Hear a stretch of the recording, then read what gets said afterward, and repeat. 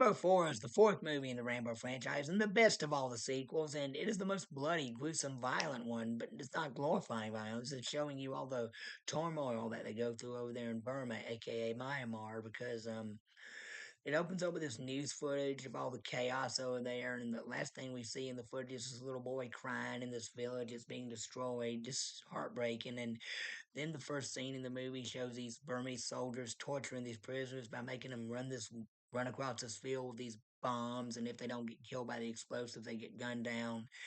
Then we're introduced to Rambo, he's still living in Thailand, like in Rambo 3, and he's working as a snake catcher and a ferryman, and these Christian mercenaries hire him, I mean, missionaries hire him to take him to Burma to preach and give medicine.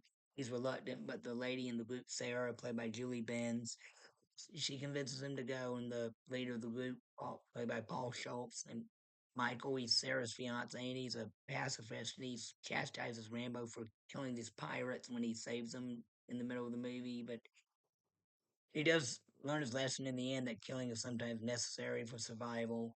And after Rambo drops them off at the village, they're captured, and Rambo leads these mercenaries back there to go get them. And I love Rambo's monologue with the mercenaries when they're in the Mexican standoff, and the before that when the pastor of the church hires Rambo and the mercenaries. There's a deleted scene that's in the extended cut where Rambo asks the pastor to say a prayer and for them, and the pastor prays while Rambo's getting ready. That was better than Rambo's monologue in this one because the monologue he does when he's preparing his knife in the theatrical version is actually from a deleted scene where he's talking to Sarah, and I like when he delivered that line with the scene with Sarah better. And the I don't have the extended cut anymore. I just have the theatrical cut in the Rambo 5 movie Blu-ray collection, and the the action is great. Like when Rambo really tears out the bag. I mean, he grabs the guy by the throat and is fixing to attack Sarah, and he like tears out his esophagus, blood everywhere, and like he takes command of this heavy machine, big anti-aircraft gun. He's like shoots up this guy in the jeep. Like his body just explodes, all bloody and gruesome. Of course, the blood is CGI, but well, maybe some blood squirts and blood spatter, but mostly CG.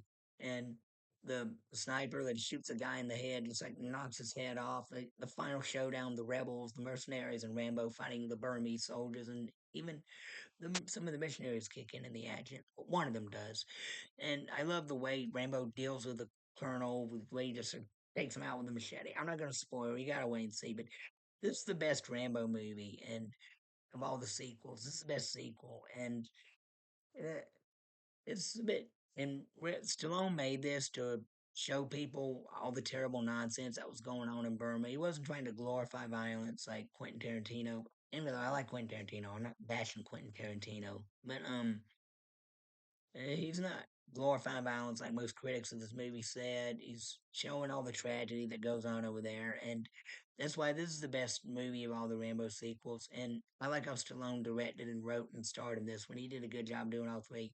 And Julie Benz and Paul Schultz were good as the two lead heads of the missionaries, and the rest of the actors who played the missionaries, the other missionaries, the mercenaries, they did good. And um, the guy who played Major Pitt, the evil leader of the Burmese soldiers, he did good. And I think in real life, he has family over there in Burma, and he made it to support the rebel cause. But he was scared that if he made it, the Burmese government would do something to his family. But he did it anyway because he wanted people to know the truth, which is very brave. And the Burmese government actually banned this movie called Doug because it shows what assholes you are.